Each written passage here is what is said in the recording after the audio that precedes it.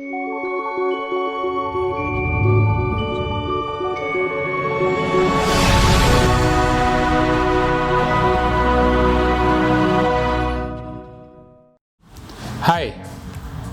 my name is Cecil, and I'm here today to tell you about a hot trending subject, FSSAI.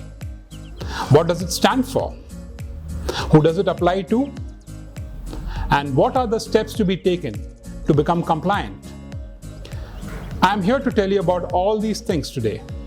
I'm here to bust certain myths. I'm here to give you knowledge on this hot subject.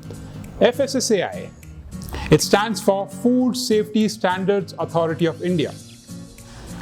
This is a central body which comes under the Ministry of Health and Family Welfare. It has state departments and it has a huge team backing it up. Recently, there have been some articles appearing in the newspapers and in social media telling you about the fact that if you do not have food safety registrations or licenses available, and if you happen to be selling food from your home or from anywhere, you could be subject to a penalty of up to 5 lakh rupees or even imprisonment. And as a result, we've had people reaching out to us in panic, asking us, am I eligible? Am I supposed to be having this license? What if I don't? What about the fact that I'm selling pickles? I'm selling stuff in bottles.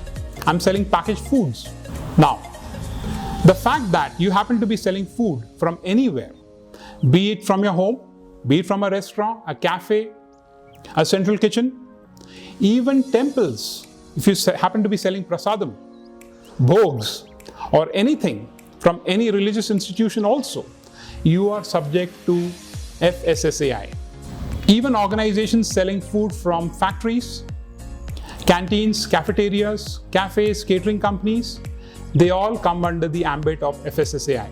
So yes, if you happen to be selling food from your home, you are subject to complying to FSSAI.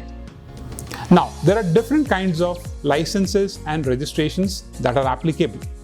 For example, if you happen to be selling food from home, you come under the category of petty food business operator.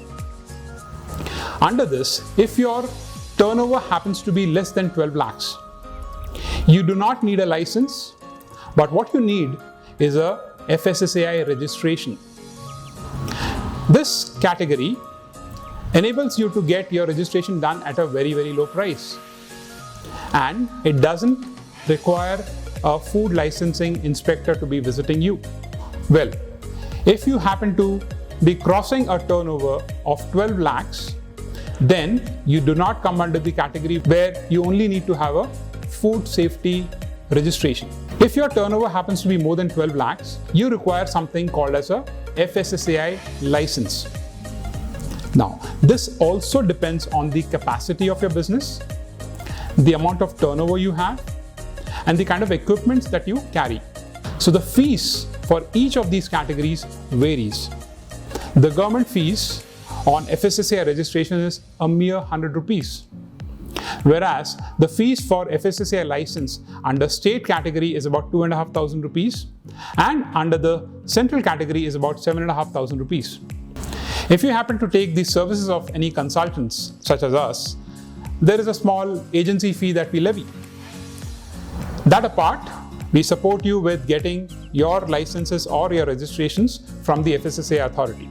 We would file your application, we would follow up with the authorities, and we would ensure that all the protocols that are required are followed and you get your registration or your license within a given period of time. This generally takes anywhere between 30 to 60 working days. So, in case if you happen to be selling food from home, it could be prepared food, a ready food, let's say a biryani, or even a meal, a full meal, or you happen to be selling a pickle or a sauce or a jam or juices, even there you would require an FSSAI registration or a license depending on your turnover. Like I said, below 12 lakhs turnover, an FSSAI registration would suffice.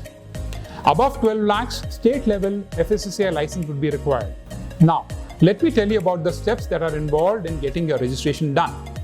Step number 1, get your account created on the FSSAI website. Number 2, there will be 2 forms, Form A and Form B. As a home chef, you need to fill up Form A. Number 3, select the right kind of business in the category section. Number 4, select the right product that you will be making and selling. Step number 5, upload the documents including photograph, government IDs including identity proof and address proof. Step number 6, make payment. Step number 7, get a receipt which will have a 17-digit reference number. Following the application, the concerned officer will process your application. In case if there are any queries, the officer will get in touch and suitable amendments need to be made. And if required, the officer might even make an inspection visit. Finally, after all this, the application is completed and a certificate generated. That completes the registration process. This process takes anywhere between 30 days to 60 days time. The final certificate is sent to the applicant by mail.